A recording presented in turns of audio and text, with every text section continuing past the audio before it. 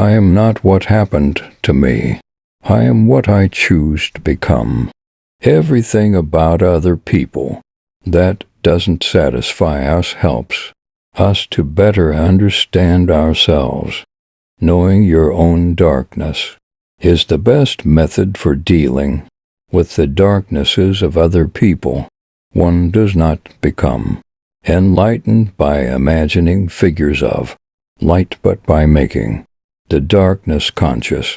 Don't hold on to someone who's leaving, otherwise you won't meet the one who's coming. Until you make the unconscious conscious, it will direct your life, and you will call it fate. People will do anything, no matter how absurd, to avoid facing their own souls. If you are a gifted person, it doesn't mean that you gained something. It means you have something to give back. Your perception will become clear only when you can look into your soul. A man who has not passed through the inferno of his passions has never overcome them. Knowing your own darkness is the best method for dealing with the darkness of other people. For better to come, good must stand aside. Wholeness is not achieved by cutting off a portion of one's being, but by integration of the contraries.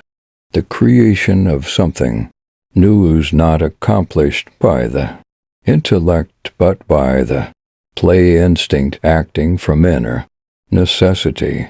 The creative mind plays with the objects it loves. Often the hands will solve a mystery that the intellect has struggled with in vain. It all depends on how we look at things, and not on how things are in themselves. The least of things with a meaning is worth more in life than the greatest of things without it. Midlife is the time to let go of an overdominant ego and to contemplate the deeper significance of human existence. Faith, hope, love, and insight are the highest achievements of human effort. They are found, given, by experience. Where love rules, there is no will to power, and where power predominates, love is lacking. The one is the shadow of the other.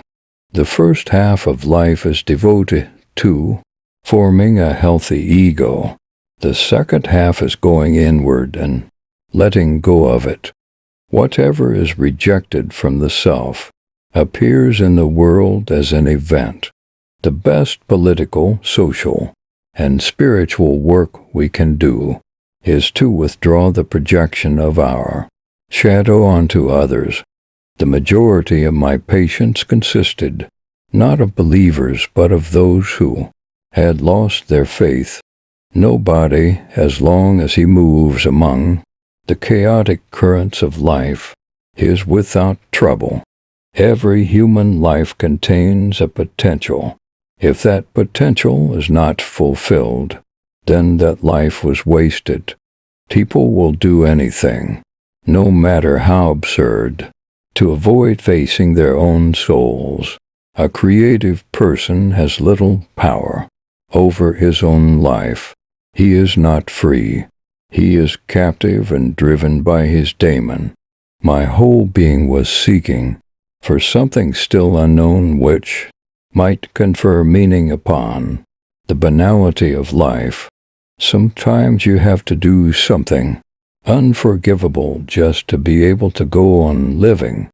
As far as we can discern, the sole purpose of human existence is to kindle a light of meaning in the darkness of mere being. The pendulum of the mind oscillates between sense and nonsense, not between right and wrong. How can I be substantial if I do not cast a shadow? I must have a dark side also if I am to be whole.